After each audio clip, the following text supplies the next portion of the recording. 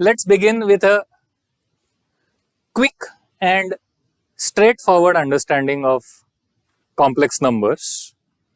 We ended last lecture with complex numbers, and let's just understand complex numbers in a very straightforward, simple manner.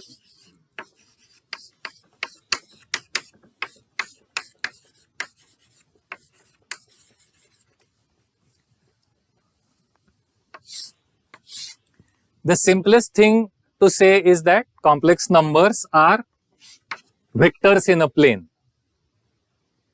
Okay? Complex numbers are vectors in a plane. That is the object type or the data type of complex numbers. Okay? There is an addition operation that is defined for complex numbers, and the addition operation is defined just like vector addition is defined. Okay, so complex numbers add like vectors add using the triangle law of addition or polygon law of addition. Okay. Now, complex number multiplication is a very different and new kind of operation. We will get used to calling it multiplication, but actually it is something that is a very artificial and new thing that is defined. We already saw last time how it helps us and why we defined the operator the way we defined it is because it turns out to be useful in some actual real world application which we saw happen last time. So right now I will directly describe complex number multiplication in its just abstract mechanical fashion. How do you multiply two complex numbers?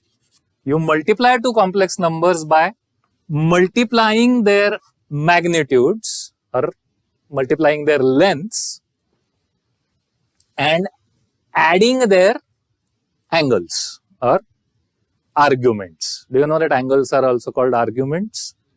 Okay. Some textbooks, the angle from what a horizontal line is defined in this plane. Okay.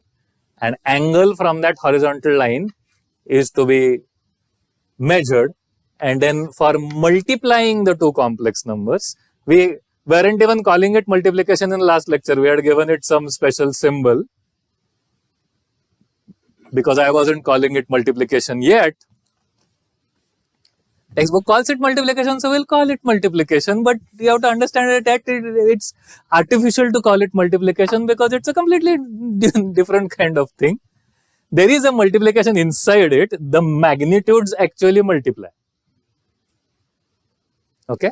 The two lengths or the two magnitudes multiply, and the arguments or angles add to produce a resultant complex number. And that is how complex number multiplication is defined. Okay? Now, it is not too hard to see that complex number multiplication will follow the distributive property. So, if A was a complex number and B and C were two complex numbers, then A multiplying B plus C will be AB plus AC under this geometric definition is not too difficult to see. Basically, if this was B and this was C, if this is B and this is C, then B plus C is what? If B plus C is this, correct? And then if you think of the multiplier A, it's going to have some magnitude and some angle, right? Just imagine this entire parallelogram, this entire drawing to be rotated by the argument of A and scaled by the magnitude of A. And you will see that the sides of the parallelogram will be AB and AC, and the diagonal of the parallelogram will be AB plus C, which will also be AB plus AC. You realize this, right? So, you will get a figure which looks like that. And at least I hope it's easy to intuitively grasp that this new definition of multiplication distributes over vector addition, and the law looks similar to distribution of multiplication over addition, even though actually what is happening is different than what was happening in normal real numbers. Why did the product go to the other side? Huh? Why did the product go to the other side of the vectors? I didn't understand that. What? Because it wanted to cross the road. I don't know. What do you mean by why did the product go to the other side? What are you saying? In the graph. Yeah. Oh, why did it go to the other side? Yeah. So there is a convention, like I said, the complex number plane will need to have a special point called 0. See, anytime you are defining a vector, you have to define a 0 vector. Okay. And other vectors get their properties with respect to this 0. So you will need to have a 0. But something that you will need in the complex vector plane or the complex plane that you do not need in a general vector space is you will also need to define a horizontal line. So a horizontal line is defined. Now, the arguments, which are the angles of the complex numbers, are defined as angles with respect to this horizontal line. Okay?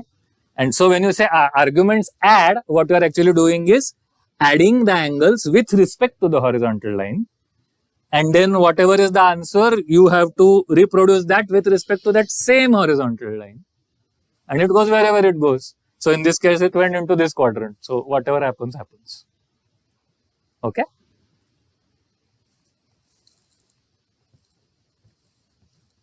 Fine? Did that answer the question? Okay. Correct? Now, see, angles are a special kind of thing. 350 degrees and minus 10 degrees are actually the same angle. And it works out, but you have to be a bit careful thinking about whether it works out or not. Like, let us say I had two complex numbers. Both of them were at 350 degrees. Then what will be the resultant complex number be at? It will be 350 plus 350, which is going to be 700 degrees. Okay. But the same thing, I can also think of it as minus 10. And I can think of this as minus 10. And that adds to minus 20 degrees. And this is fine because 700 degrees and minus 20 degrees are the same angle. Because 720 degrees is 0. Okay? But two complex numbers at same angle is basically like two vectors along the same direction. Yes. So how will they result in a vector in a different direction? Because this is a very different new thing called complex number multiplication, which has got nothing to do with anything we have seen before. Yes. We add the angles because it's multiplication. In addition, we don't mess up with angles. We do mess up with angles, but If they are in a if they are in the same direction, they will always add up into the same direction because of the parallelogram law. But that won't happen for multiplication, which is a very unique and strange thing that is going to happen. Okay? Fine? Any other questions? Okay. We have seen some of the usefulness of this strange looking mathematical object. And with that background, I am hoping it's okay to have a little bit of the abstract structure of complex numbers to be described. And we are going to see other even more fundamental and beautiful uses of complex numbers as time progresses. Okay. Time progresses as in the lecture series progresses. Is it okay? Now,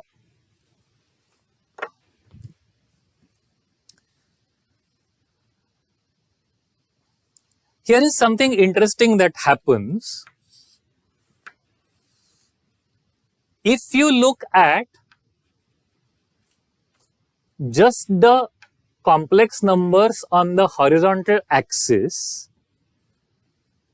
just for the time being, look at the complex numbers on the horizontal axis. How will they add? Okay, so let's say I had this complex number and I had this complex number. How will they add?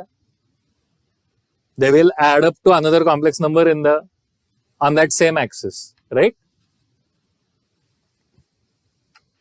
If I had, say, a complex number like this and some other complex number like this, how will they add? It will be on the same axis, and yeah, it would be either to the right or the left of the zero, but it will be on the same axis. Do you see this? So as far as addition is concerned, if you were sticking to this horizontal axis, it would be very much like real numbers adding. Correct? Let's think about multiplication. How will two complex numbers on this axis multiply? Let us say I had this complex number, it has a magnitude of 2. And let us say this complex number has a magnitude of 3. What will they multiply to? Remember, magnitudes multiply and arguments add. Arguments in this case are both 0. Okay? And so what will the resultant? It will be 6 in the same direction. Okay? What if I had, let us say this, 2 and 3 magnitude in this direction? Magnitudes multiply, so the magnitude will be 6. Arguments add, argument is 0 and 180 degrees.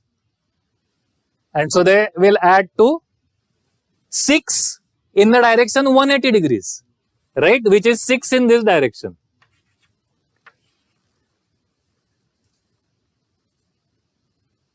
And here is okay, let's do another example.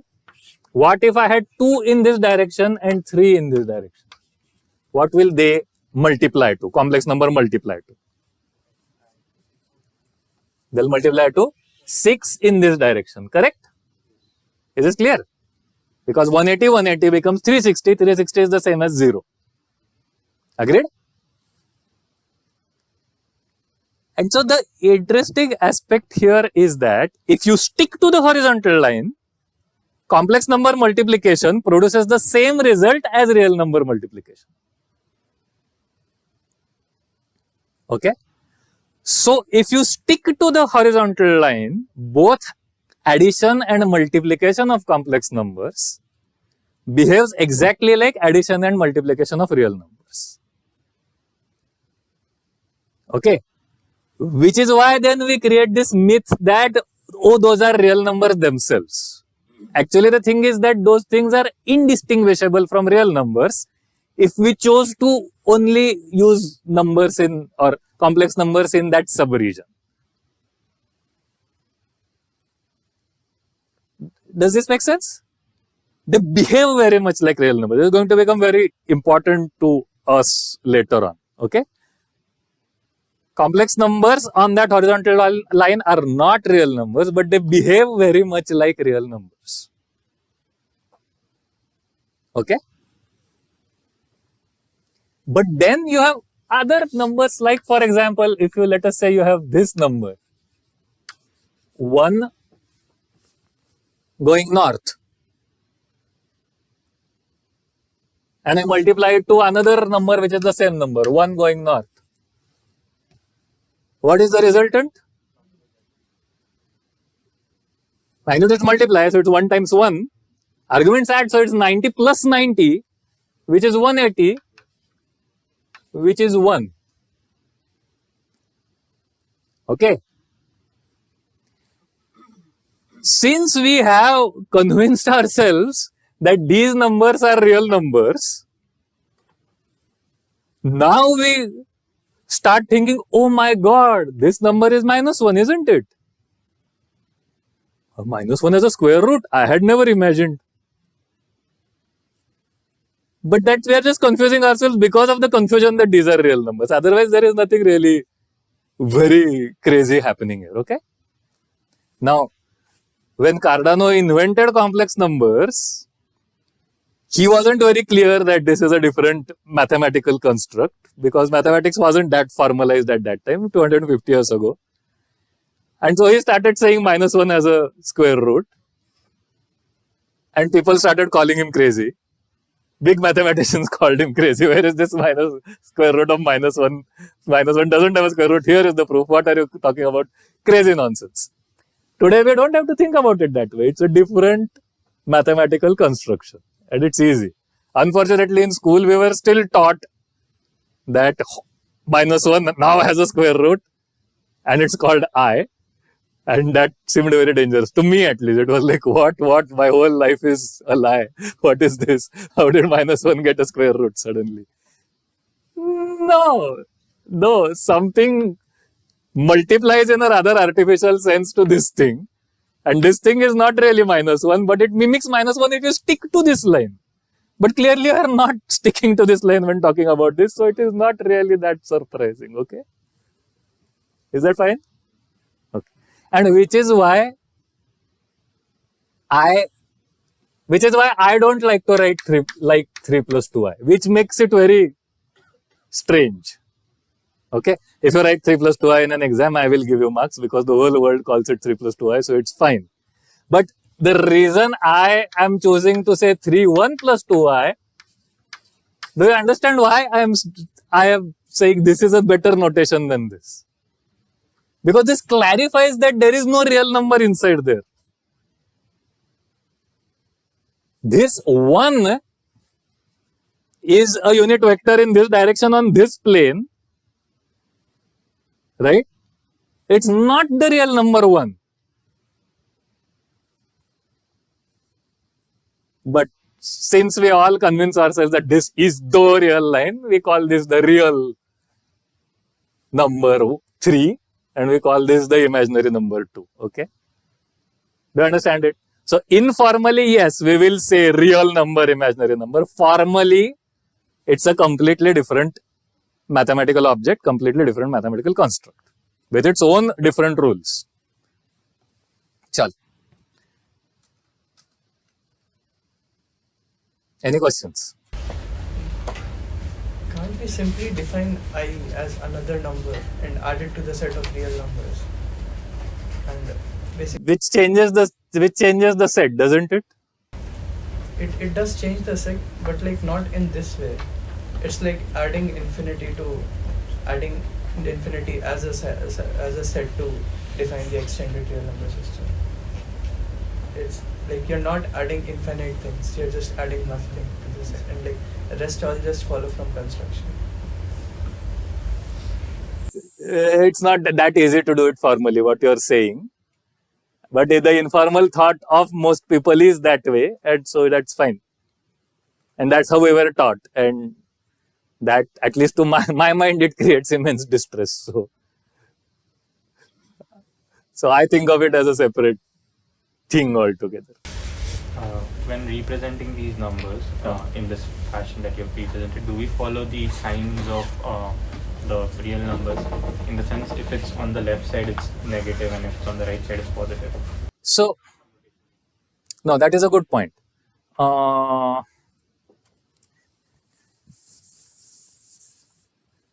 So, we will be using. So you can. So let's look at this fellow here. This fellow here. How will you represent it? There are two notations we can use for complex numbers. We can use polar notation or rectangular notation. In polar notation, we will call this 1 at an angle of 180 degrees. Okay? Okay? In the rectangular notation, we will be calling it minus bold 1 plus 0i if you want to write plus 0i. You don't have to write plus 0i. Okay? That's minus bold 1. As a rectangular notation. Okay, plus 0i. Even if you don't write it, it is plus 0i. So these two are the same. The way to convert from one to the other is your rectangular to polar, polar to rectangular formulas that we learned in early college. If you remember them, we recounted them last time, right? That's the way to convert between these two notations. And the informal notation for this is minus 1. Right? So, two possible formal notations. And the informal notation we assumes that complex numbers are inside real numbers will then allow me to just say minus 1. Minus 1 of what? No, just minus 1. Okay? And so that's why it becomes minus 1. And so 1 at an angle of 180 degrees just starts being minus 1. Fine? Okay. This is important, by the way. So the way you defined it is basically just a new operation on all two-dimensional vectors. Yes. The multiplication is basically a new operation on 2D vectors. And equipped with that new multiplication, they already have addition. Equipped with that new multiplication, they become, they now are called complex numbers. That is how we define it. A formal textbook will have to go the same route. Okay? Yeah. Or say, if you were programming complex numbers for a computer, you will have to do exactly the same thing. You will have to define a complex number as a pair of real numbers. There will be no other. That's how you will have to do it, right? So, a computer is the most formal thing that exists. Right? So, you see that clearly, formally, that is what it is. I am not saying anything very new or unique or wrong. This is all fine. Then, how would you think of like two-dimensional complex vectors if you were to try to think of it in like two-dimensional vectors that take complex numbers as entries? Correct. And we saw that last time, right? We did see that last time. When we say that it was a vector valued signal, that was actually a complex valued vector. And so those three planes were three entries, three complex entries. So like they could possibly be reduced into a six-dimensional. Absolutely. And we saw that was called X prime last time, if you remember, which was the six-dimensional space, which is the geometric space of three complex entries. Absolutely. Okay. And we are going to we in our lecture series are going to keep referring to these two spaces, which is why the reason I am hammering into your mind that complex numbers are a different thing is because we really need to switch back to the geometric view and so forth. And so we really need to keep in our mind that three complex number is actually six geometric dimensions. For example, if I say that, oh no, it's just an extension of real numbers, then this doesn't become clear anymore. Because then you don't know where the extension went in geometry. Is this fine? Did this answer your question? Okay. Any other questions? Sure. Let me just say one thing. So this is, okay, 1 at an angle of 180 degrees, right? So people like different angle units. What are the angle units that you know? Degrees, radians. And what is the other angle unit? Anyone? It's there on your calculator. Gra. You remember gra? Anyone? It's there. It's a button on your calculator. Gray. Gradients. No? Anyway, someone tried to create a SI unit of angles and it became gradients. No one ever used it. So, anyway. So, if I were using radians, this would become what? Okay, so this would be 1 angle pi radians if I was using radians. And mathematics textbooks tend to use radians. Engineering textbooks tend to use degrees. I am going to use a third notation. I am going to use, no, not great. I am going to use turns. Turns, okay? How many turns do you think 180 degrees is? Half. Okay? And you will see why turns are going to be a very useful angle notation as the lecture series progresses. So, my formulas, if you want to convert them to textbook formulas, you will have to do this conversion yourself. How do you convert turns to radians, for example? So, you multiply by 2 pi to get radians. How do you get degrees from turns? Multiply by 360. Okay, it's nice. It's simple to do. What is a turn? A turn is a turn. Okay, 1 turn. That's so much easier than say 2 pi. It's like an irrational number to measure a circle. Come on. Okay, 1 turn. Okay, right? 1 turn. Here you go. 1 turn. Okay.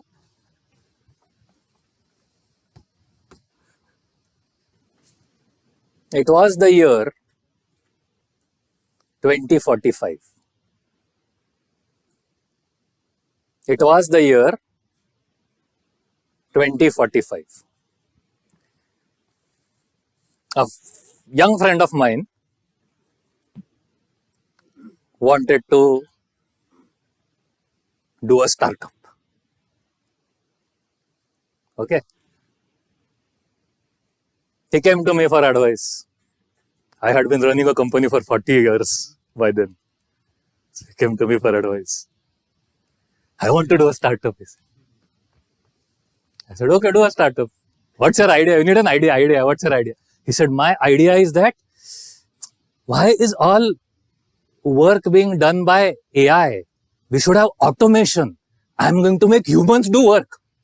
I said, my God, that's such a unique idea. No one has ever thought of that before.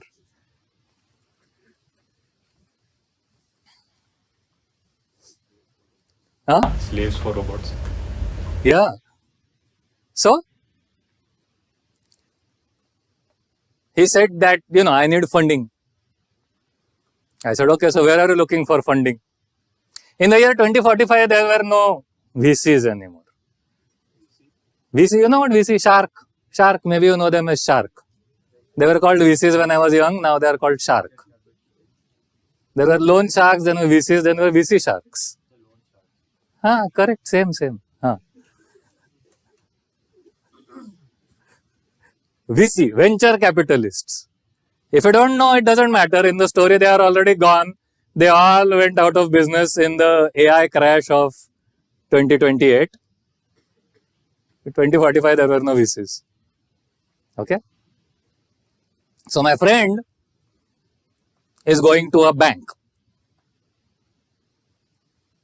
to get a loan.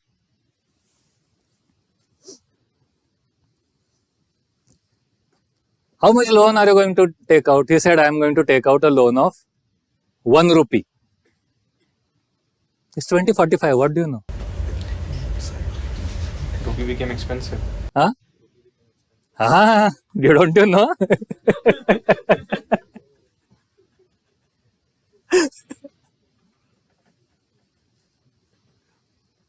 He's going to take out a loan of 1 rupee, which is quite a lot of money in 2045, as it was in 1845. Okay. So, sorry. That's not what 1 rupee looks like.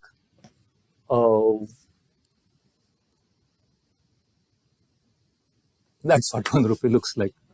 So, now, 1 year later, he says that the bank is going to ask back for the money.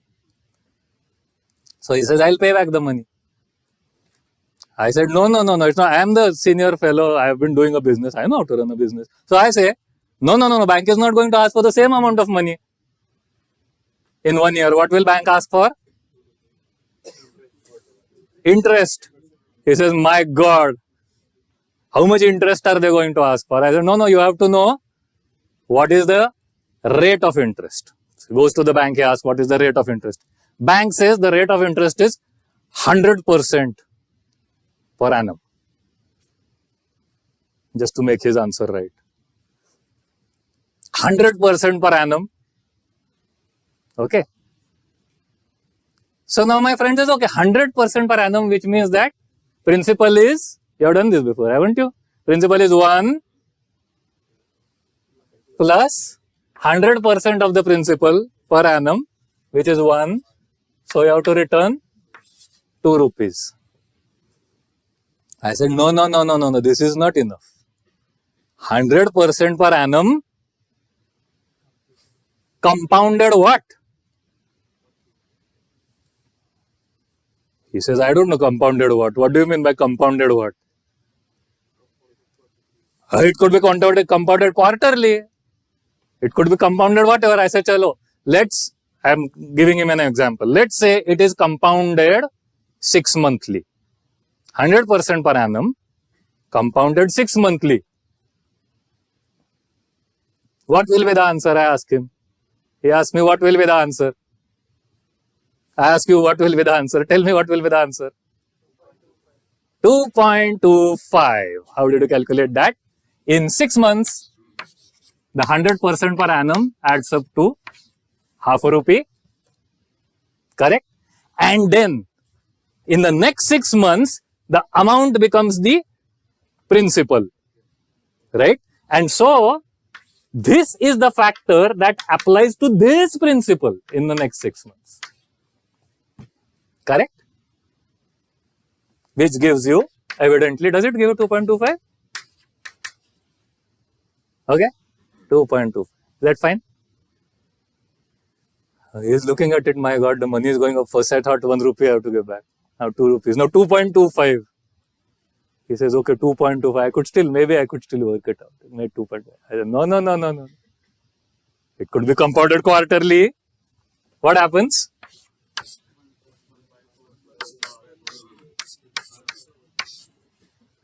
Raised to 4. Which is what?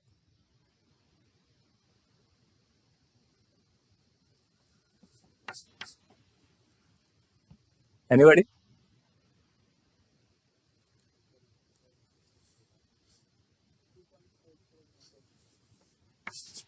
$2.4 something. He says, this is crazy. You are saying compounded quarter, it could be compounded monthly. I said, yeah, it could be compounded monthly. In my time, there were these things. They used to sell these pieces of plastic compounded monthly. Pieces of plastic were gone by then, at least for this use. Right? My friend said, but what could happen? What could happen? It could be compounded daily. I said, yes, it could be compounded daily. Hourly? It could be. I could be returning any amount of money. I said, no. That's not like that. Let's say, if it is compounded n times a year, then you will be paying back this much. This could be anything. This could be anything. There's no limit. I said, no, there is a limit.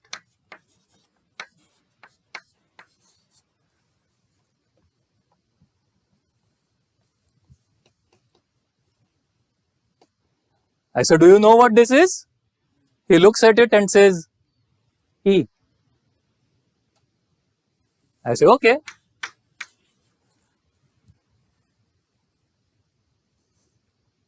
Let's call it E. Do you know what it is? It turns out this is not infinite. This is still a number. It's how much is it? 2.7 something. 2.7 something. Okay.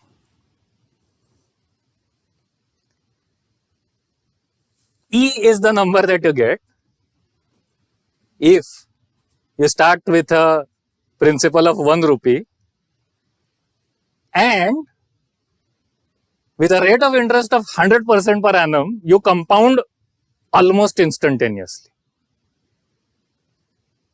Okay? Then you get E.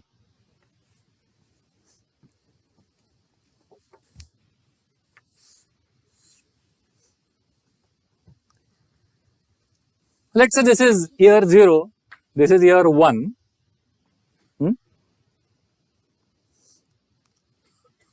I start with 1 rupee.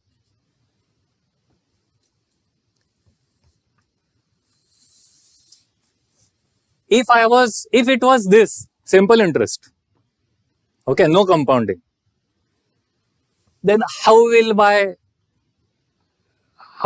amount be growing? I mean, the amount I have to return, it will grow linearly from 1 to 2. Oddly enough, mathematicians will not call this linearly. Let's call it as a straight line, because linearly means something very different. And it's not this. You can go and see why. Okay. Go from 1 to 2 in a straight line. Okay. If it was this situation, what happens?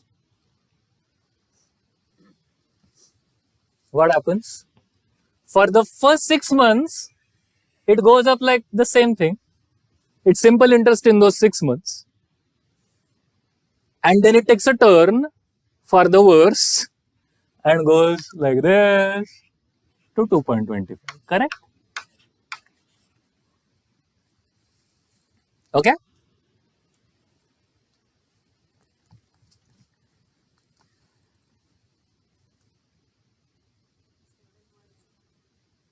Sorry. No, we are here. 2.71. Sorry, I just wrote some random thing. So,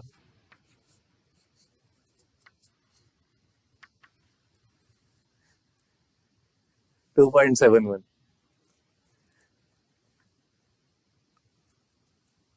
72. Okay. Now it's better to write the 8. 2.718.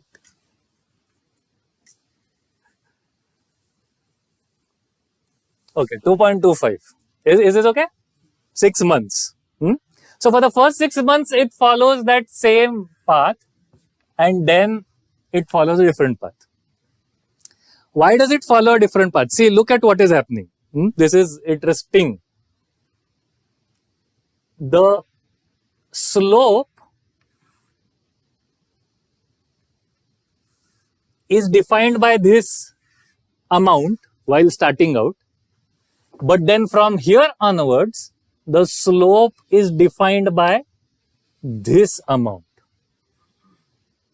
which is 1.5, and so the slope is also going to be 1.5 from there onwards. The slope itself changed because it's now been calculated on a new principle.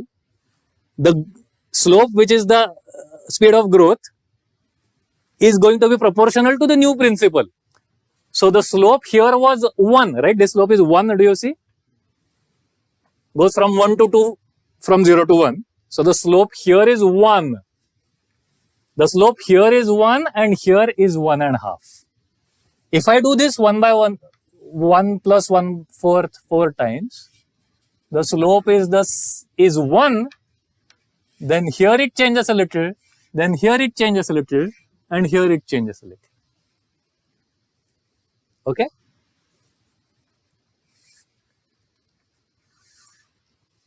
At each of these moments of compounding, the next slope equals the height of the graph. Does this make sense? What is happening in the limit? What does this look like in the limit? It looks something like this.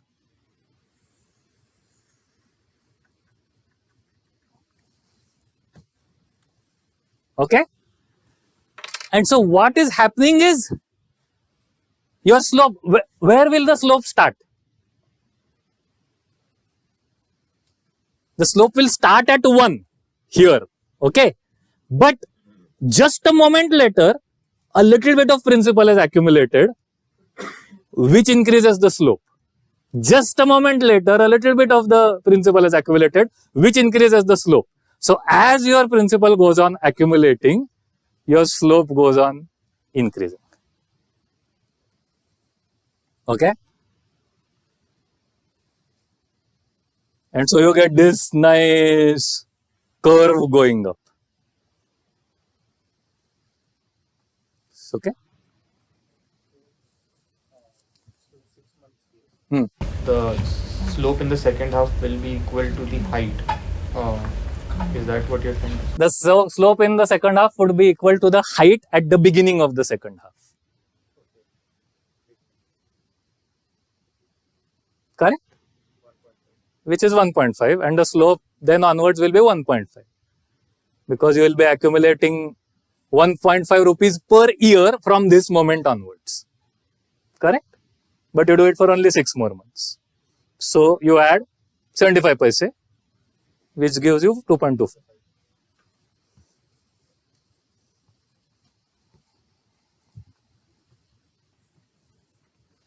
Now,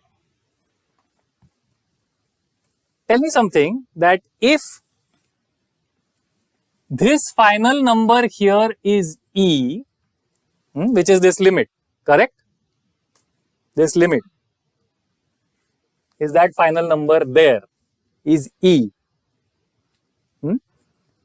If that is the case, then what is this number going to be?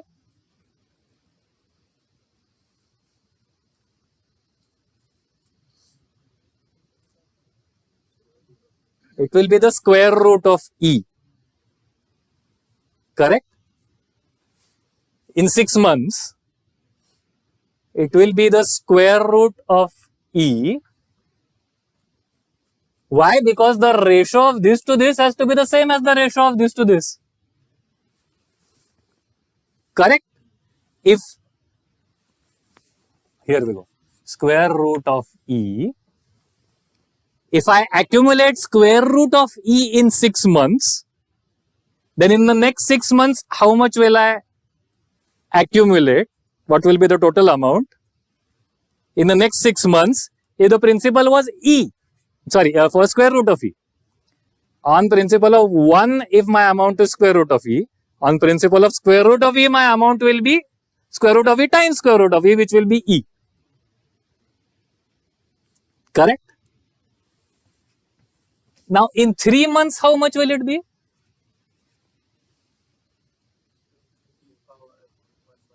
Correct, 4th root of E. Okay? So, in general, at moment t,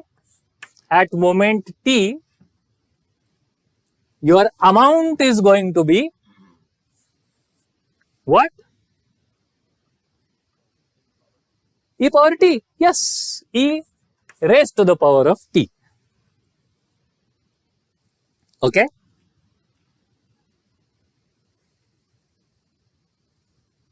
Which makes it E there, it makes it square root of E, 4th root of E, it makes it exactly what it needs to be at that exact moment. Nice, isn't it? Okay?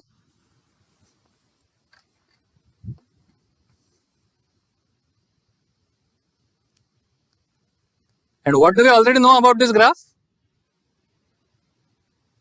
That its slope equals the height. So derivative of e raised to t is e raised to t. Correct? Okay. Okay, I am going to explain the next thing in 2 parts. So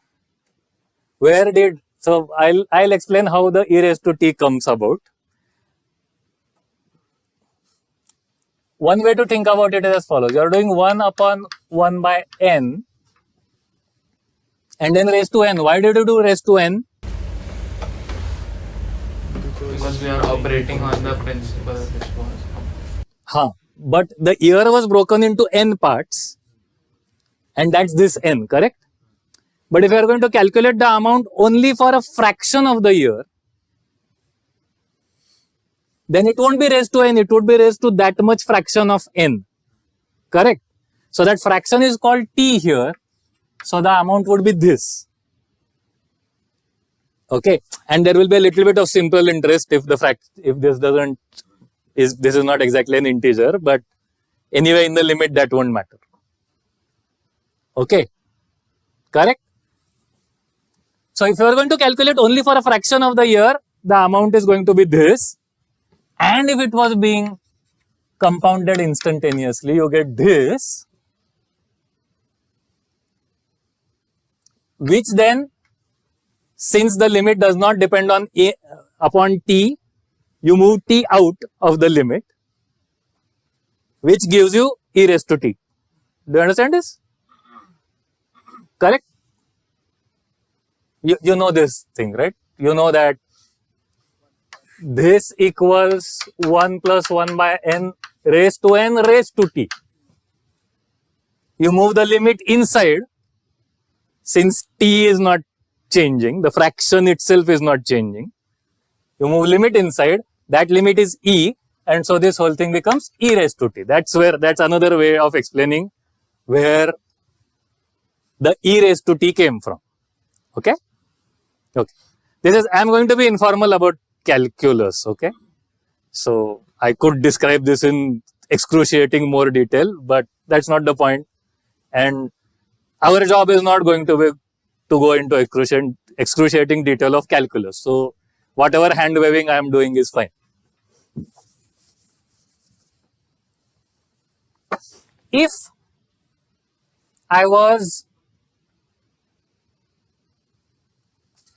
my compound interest was at a compound interest rate of r, let us say, compounding rate of r per annum.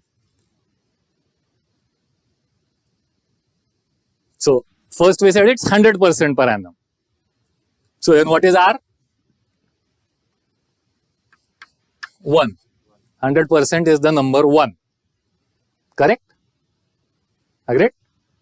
If it's not 1, it is some other r. What happens to this formula?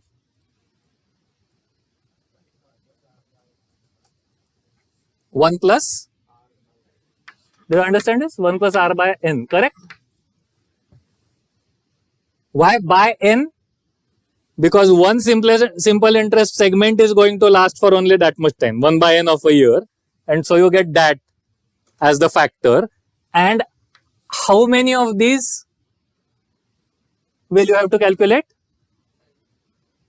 N if it's a year, or Tn if it is teeth of a year. Correct? Limit of this as n tending to infinity. Do you agree?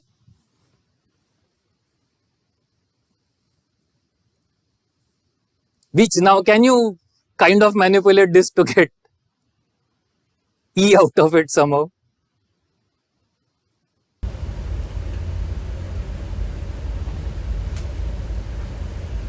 So we can multiply and divide the exponential by r. So Wait, there is no exponential yet. And by the way, there is no exponential. This. Okay, multiply and divide this by r. So we can write the same thing which we have written for n by r, because as n tends to infinity, n by r tends. Did you get that? As n tends to infinity, n by r tends to infinity. And so we'll do that substitution. Okay, let's say that our substitution is m equals n by r. As n tends to infinity, m tends to infinity. Correct? N equals mr. Okay? And so I am going to do that substitution. This is just like a purely mathematical thing. Okay? So m tending to infinity, r by n becomes just a substitution. Don't have to think about it.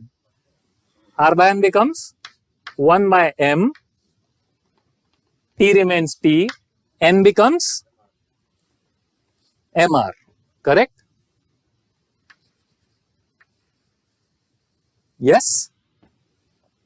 And what is this equal to? T to equal T.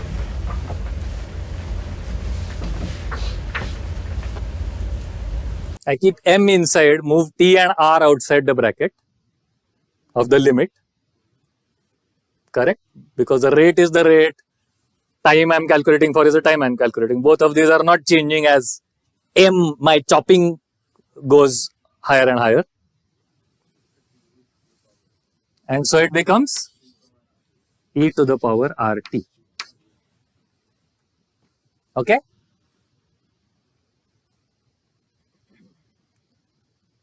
So e to the power rt is the total amount of compounding interest. If I start with a principal of 1 and I'm compounding at a rate of r per annum, and I have compounded for t years, and I am calculating compounding instantly. Okay? What does this have to do with anything? 5-minute break and we'll see.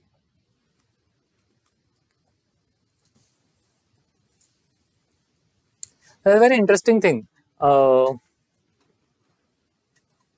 If you look at those numbers, right? For example, if you think about the quarterly compounding numbers, what are those numbers? It is 1, then it becomes 1.25, quarterly compounding, then 1.25 squared, then 1.25 cube, then 1.25 raised to 4. Correct? What is this? It is a geometric progression. Correct? Where your multiplier is the same number. Okay?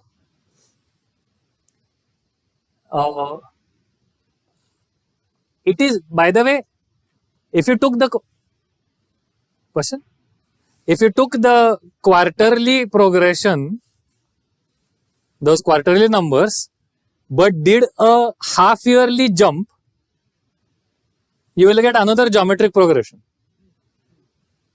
Correct? Now look at e raised to t. E raised to t is like the continuous version of a geometric progression. Okay? One way to think about it is, if you take like any discrete jumps, but same size jumps, you will get a geometric progression. Like for example, think 6 monthly. It was 1 e raised to half e raised to 1, which is a geometric progression. Same thing, look at it 3 monthly. You get 1 e raised to 1 by 4, e raised to half, e raised to 3 by 4, e, which is another geometric progression. So anywhere you chop it, you are going to get a geometric progression. Do you see this? Correct? All the way down, any small tiny amount you do the chopping, you are going to get a geometric progression. And the continuous limit of that is e raised to t. Okay? E raised to rt is just that with a rate of r instead of a rate of 1. Okay, the correction for, your starting slope itself is not 1 but something else. If your starting slope is something else, you will have to stretch out the entire curve to that amount, and so you get e raised to rt. Okay? My friend said, I am not going to worry about all of this. This is like too much mathematics. What is this? I'm not going to worry about all of this. I'm going to think that the interest is imaginary. I said, that's a new dimension.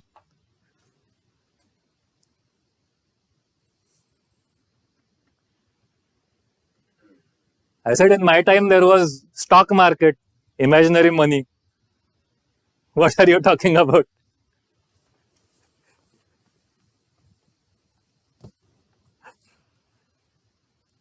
So he said, what if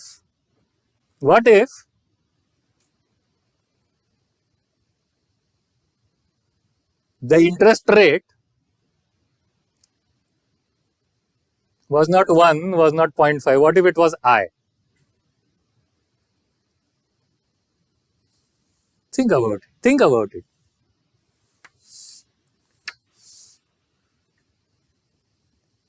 Okay. For the time being, I am going to be of the school of thought that here lie real numbers and here lie imaginary numbers. Okay. And so the 1 rupee that we started with is where? Is here. Okay. Is here. That's 1 rupee. But my interest rate is I per annum. I per annum. Let's first do simple interest. At I per annum, what will be the amount at the end of the year? 1 plus I. Okay. 1 real rupee and 1 imaginary rupee. Okay.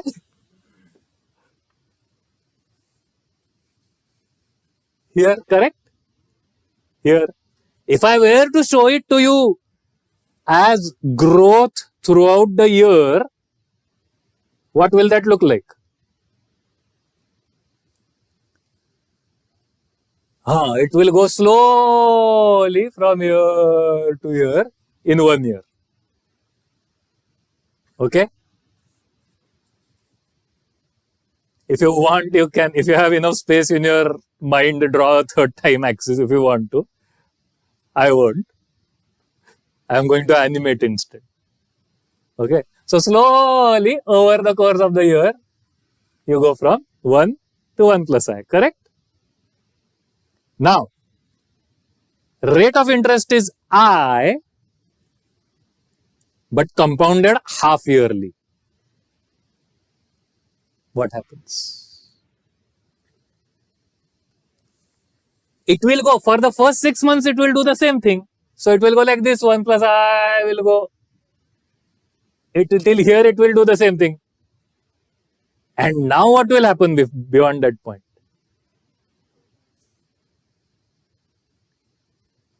Yeah, now it takes a turn.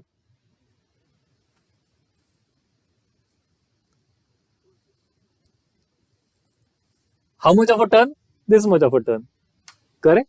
So, what is going to happen is that now this is your principal. This here is your principal. 1 real rupee plus half an imaginary rupee is now your principal. And now that is going to grow at an imaginary compounding rate. So that means that it's going to do this. Okay?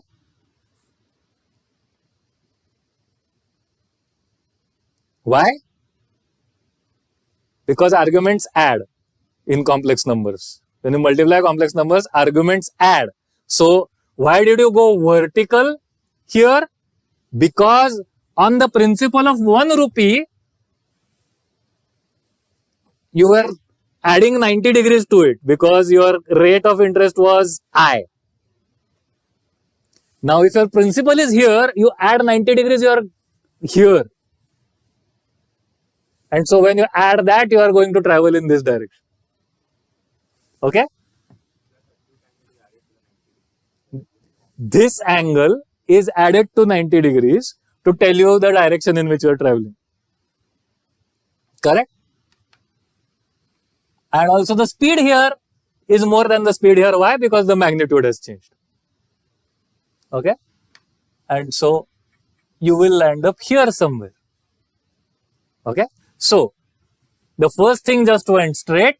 The next thing goes straight for 6 months, then takes a turn in this direction. What if you are doing it compounded quarterly? What will happen? For the first 3 months, you will go in the same direction. Then you will turn a bit and speed up a bit. Then you will turn a bit and speed up a bit. Then you will turn a bit and speed up a bit and land here somewhere. Okay?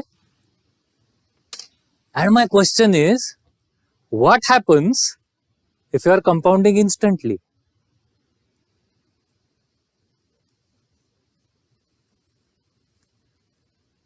You start with 1 and your rate of interest is telling you, oh, I need to move in this direction. So you start moving in that direction. But the moment you have moved a little bit in that direction, your rate of interest is now multiplying to your amount, which is going to change the direction of the rate of interest. And so as you go on increasing your amount, your direction also goes on changing. And so this is happening instantly. Your direction is always perpendicular to where you are at every moment. What does this trace? A circle. The only curve where the tangent is always perpendicular to the radius is the circle. Correct? And so what you trace is a circle. Okay?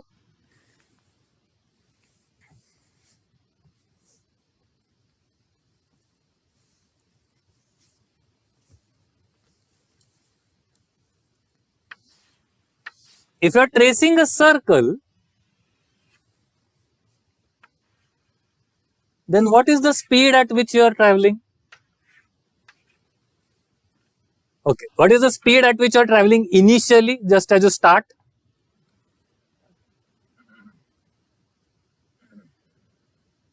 You are traveling at a speed of 1 per year.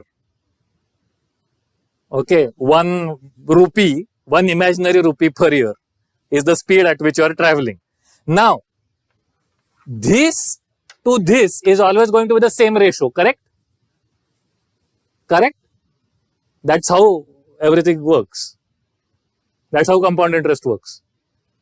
And so if you are here, you would be traveling in this direction at what speed? 1. Okay, 1, but in some different. So the magnitude is still 1. The direction is something different. If you are tracing a circle, when will you be back? We'll be back. When will you be back?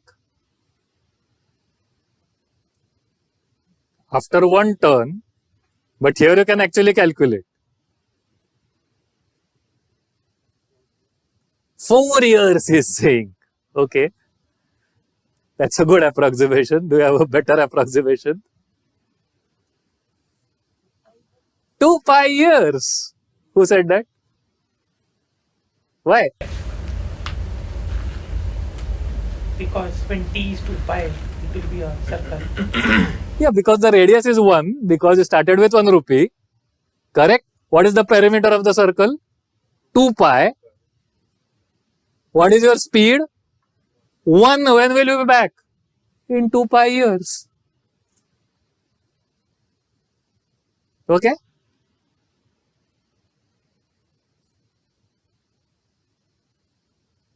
Okay, making all of this formal is extremely painful, so this hand waving approach is going to be good enough for us. Do you understand this?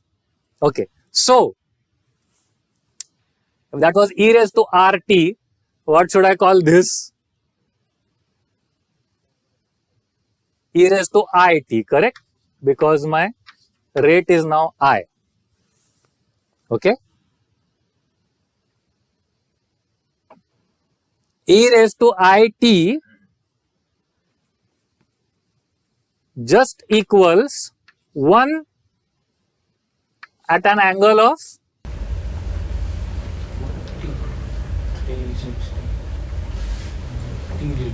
t radians is the easiest thing to say here. 1 at an angle of t radians. Okay? Convert it to polar.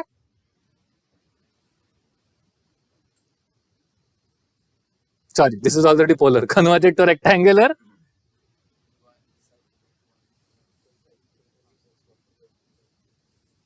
This is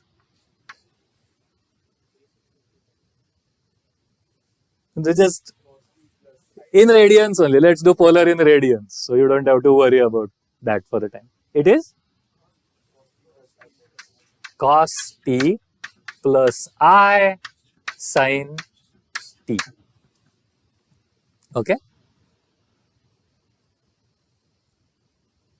And thus e raised to it equals cos t plus I sin t.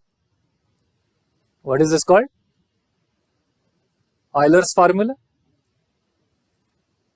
Euler's formula? Euler's identity. Okay. This is Euler's entire identity.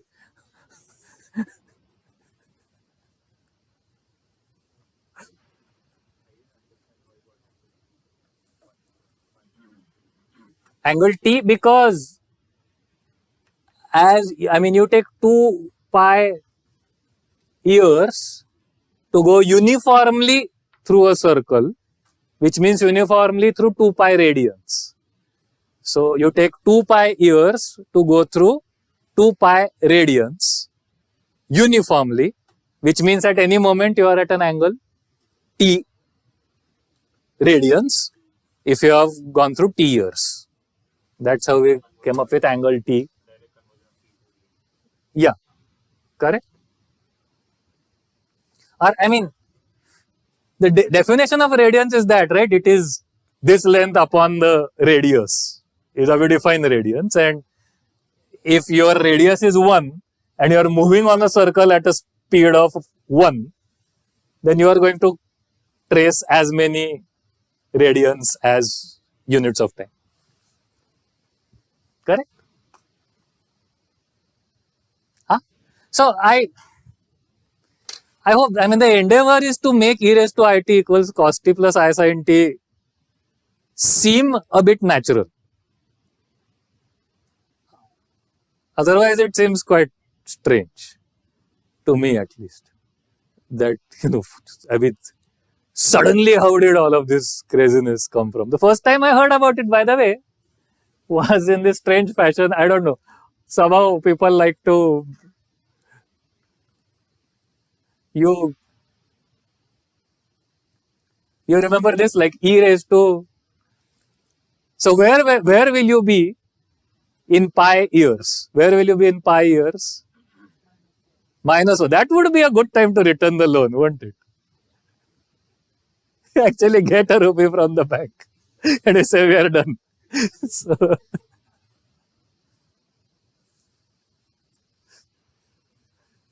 that's how the stock market seems to work, at least for some entrepreneurs, if you look at it carefully. Anyway, so e raised to I pi will be cos t is cos pi is -1, sin pi is 0, so it is 0 plus 0i, right? 1 plus 0i. I'm using informal notation, and so I'm saying -1.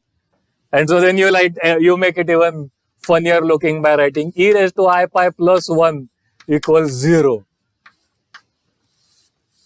And I don't know, I used to have senior mathematician friends who used to dazzle me by saying this. Has anyone ever dazzled you with this? It's like, look at this. This is so amazing, isn't it? It's like all the basic quantities of mathematics and all the basic operators of mathematics tied together in a single equation.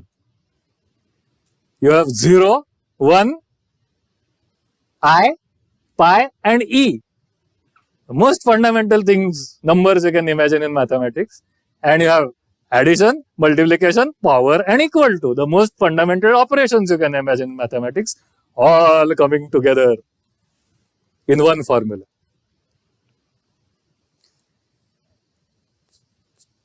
Yeah, but remember it also has to do with the kind of arbitrary definition of how complex numbers work. It is all happening in complex numbers, first of all.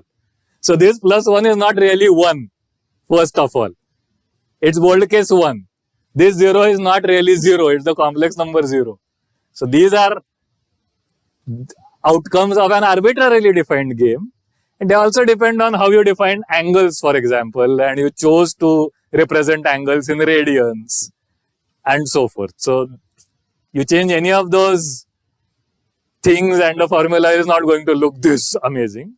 So it kind of is a accident of our notation as well that it comes out looking this cute. What is this called? Oh, no, this is, I think this is Euler's identity and this is Euler's something. Huh?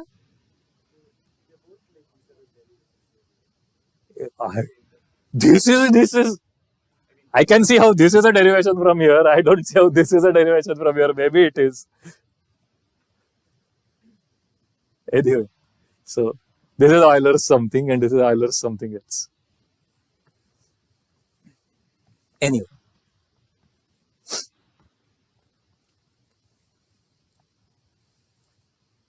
Okay. So is this important? Not really, not so much. It's okay. E raised to I pi plus 1 equals 0 is fine. What is going to be important to us is e raised to it equals cos t plus I sin t.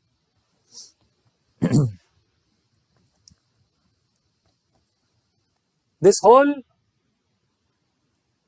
business of complex numbers and compound interest and geometric progressions and Euler's formula and the fact that it gives a beautiful circle. All of this and the fact that complex numbers are a very artificial game, but inside that artificial game lies something that behaves exactly like real numbers. All of this is going to come together to allow us to analyze convolutions. Normal convolutions, not even vector valued convolutions. Normal convolutions, just like audio and all our original examples. Okay. In a brilliant and new fashion from next lecture onwards, because that's going to be the rest of the course. And it's really beautiful, the things that you get and what you see that convolution actually is. And it's going to help us understand why lots of things behave the way they behave.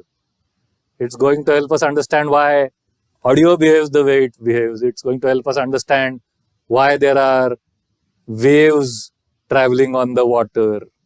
It is going to help us understand why there is light and why light behaves the way it behaves.